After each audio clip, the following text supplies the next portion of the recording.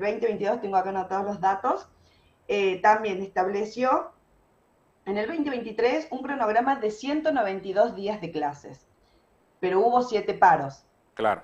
En el 2024 se establecieron 192 días de clases y hasta el día de la fecha también tuvimos 7 días de paro.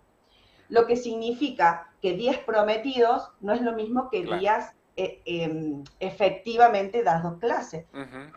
Sumado a que no solamente los paros obstaculizan el dictado de clases, sino que tenemos el tema de la infraestructura, tenemos las jornadas docentes. En este año se estableció un cronograma Ujú. de formación docente de 7 días, en los que tampoco hubo clases presenciales, si bien se dio material para que los chicos trabajen en la casa, la pandemia ha quedado claramente demostrado que no significa lo mismo en el aprendizaje, algo dado de manera virtual o por fotocopias, que el efectivo dictado de clases en el aula. Entonces, hay un montón de factores que hacen que no se cumplan de manera efectiva los días que se prometen en el calendario escolar. Eso Claro. por un lado. Y Y después otra de la cosa, realidad, sí, y ¿qué otra cosa decimos las que... familias? Fuera de cualquier conocimiento técnico. Ujú. Llegamos a esta altura del año donde todavía no hemos terminado noviembre y los chicos que no se llevan nada o los que ya van al colegio a nada. Sí, E incluso los mismos docentes dicen, si ya no tenemos que fortalecer ningún conocimiento, no vengan. vos sabés Entonces, que ¿qué hay de cierto en esto del calendario? ahí me quiero meter, Soledad, porque es un tema que es lo que te quería preguntar y me toca muy de cerca, porque mi hijo, el más grande, está en edad de secundario, y anoche discutíamos en la mesa este tema, ¿no? Que tiene todas las materias aprobadas ya, y me decía, papi, es la última semana que voy a clases. Y digo, pero ¿cómo la última? Sí, porque la semana que viene van a poner faltas, pero desde el mismo colegio nos dijeron que quienes no tenemos que recuperar contenidos, que nos tenemos todo aprobado, ya podemos faltar.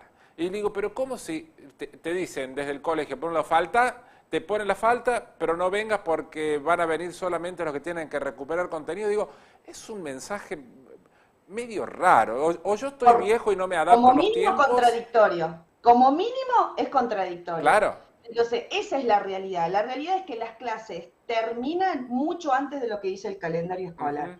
Y lo otro también tiene que ver con la infraestructura. Muchos docentes también dicen, a veces estas decisiones se toman desde un escritorio, pero las escuelas no están en condiciones de albergar chicos a finales de febrero con 40 grados de calor, Claro. donde ni siquiera los ventiladores funcionan. Entonces, hay como un montón de ítems para tener en cuenta y no solamente ver la literalidad del anuncio.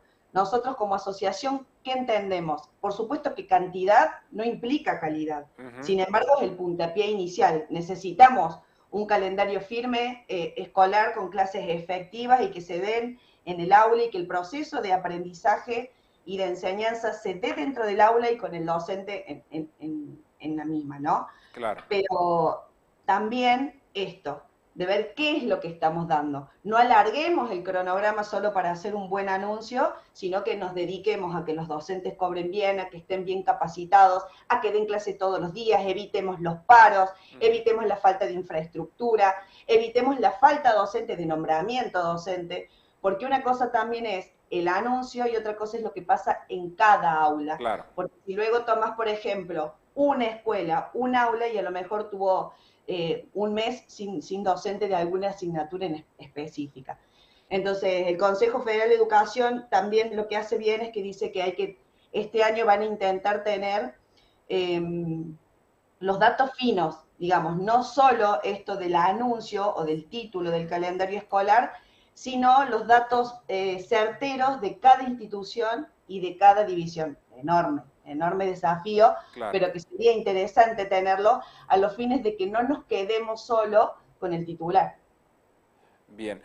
Nombraste en dos o tres oportunidades el tema de las consecuencias que ha dejado la pandemia, ese aislamiento tan profundo, ese tiempo tan largo de los chicos sin ir a clases, sin estar en el interior de un aula, de compartir conocimientos, aprendizajes y amistades. ¿Lo vamos a pagar por mucho tiempo? ¿Lo seguimos pagando?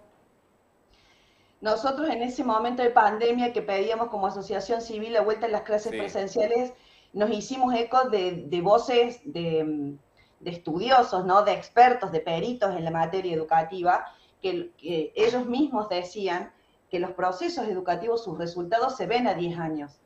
Entonces, los que estábamos viendo hoy, incluso antes de la pandemia, en las pruebas estandarizadas que mostraban semejante desmejora, tanto en la lectura, en la escritura, en la comprensión de textos, en la resolución de problemas matemáticos sencillos, es a causa de la política, o la falta de ella, de la política educativa de 10 años hacia atrás. Lo que hizo la pandemia fue profundizar esa brecha educativa, profundizar ese desgaste pedagógico que se veía en los resultados, y también decían que con políticas nuevas y que tiendan a mejorarlo, recién de acá a 10 años se van a ver esos resultados. Claro.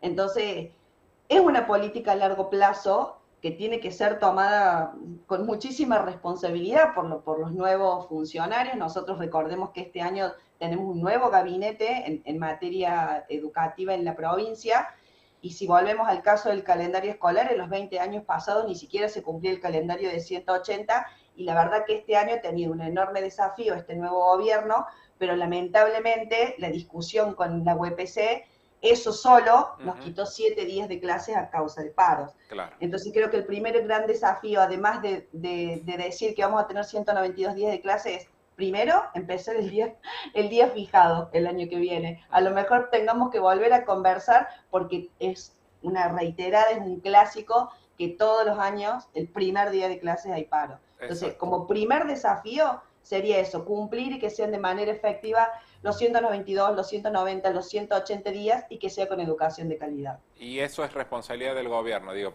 debe generar las condiciones para que lo que ellos mismos imponen después se pueda terminar cumpliendo, ¿no? Y sin lugar a dudas, quienes imponen la política educativa, desde la capacitación docente, el tema salarial, la infraestructura, el diseño curricular, el plan de alfabetización, digamos, todo es decisión política. Con lo cual, vale decir también que este año se han visto avances en ese sentido, otra predisposición al diálogo también. Hay programas que tienen, por ejemplo, esto del plan alfabetizador de la provincia, el tema de las jornadas de capacitación docente, que nosotros bien, lo que decimos es no los hagan en día de clase. Claro. Háganlo después, denle un incentivo económico, que se paguen aparte, no sé, eso ya es una decisión del gobierno, pero digo, no los demos en día de clase. Entonces, se ven avances, se ven pequeños pasos que tienden a priorizar de nuevo la educación, que es lo que nosotros estamos solicitando, pero bueno, sabemos que es un proceso largo y en eso todos tenemos que contribuir, porque esto de que no hay clases también a causa de factores externos o que tienen que ver con la escuela o con el ministerio, también las familias tenemos que hacer un mea culpa, que los chicos faltan mucho por decisión nuestra, entonces a veces nos tomamos un fin de semana largo, de más largo, así o apenas se durmió y bueno, ya no va a clases.